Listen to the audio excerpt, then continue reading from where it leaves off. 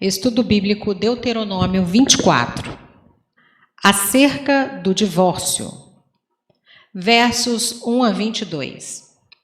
Moisés continua apresentando leis ao povo de Israel.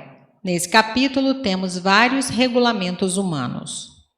O primeiro é sobre o novo casamento, em um caso específico de divórcio, versos 1 a 4. Depois, outro sobre a isenção militar aos recém-casados, verso 5. Sobre as fianças, versos 6 e de 10 a 13. Sequestro, verso 7. Lepra, verso 9. Pagamento dos ordenados, versos 14 e 15. Justiça, versos 16 a 18. E, por último, sobre a generosidade para com os pobres, versos 19 a 22. Versos 1 a 4. Nesses versículos, Moisés não aprova o divórcio, apenas reconhece que já existia e o regulariza. O motivo aqui citado era coisa indecente, e foi a mesma frase usada para se referir às práticas que aconteciam dentro do acampamento de Israel. Não é falado explicitamente quais eram os atos, mas sabemos que não era adultério, pois esta prática era punida com a morte. Contudo, o ponto principal dessa lei é: caso ela viesse a se casar novamente e o seu segundo marido se divorciasse dela ou morresse, o primeiro marido não poderia casar-se novamente com ela, pois isso seria considerado contaminação. Apesar de permitir, o Senhor queria que o seu povo entendesse que o casamento era para toda a vida. Gênesis 2, 24. Nota: nesse intervalo que começa em capítulo 24, verso 5 e vai até 25, verso 4, são descritas leis cuja chave é a compaixão posta em prática, o amor de Deus refletido no comportamento humano. Não se permitia que as dívidas pudessem esmagar um homem ao ponto de não se levantar mais. Versos 12 e 13. E Amós 2, verso 8. Não se podia desamparar o homem sem recursos. Versos 14 e 15.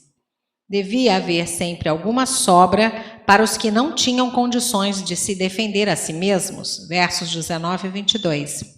A punição seria justa. Capítulo 25, versos 1 a 3. A compaixão se estendia aos animais, capítulo 25, verso 4.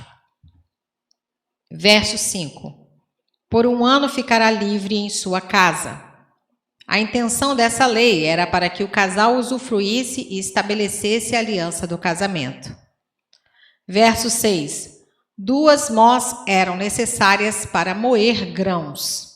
Essa lei proibia qualquer pessoa de pegar como garantia de um empréstimo aquilo que era indispensável à subsistência diária. Verso 7. Roubado um dentre os seus irmãos.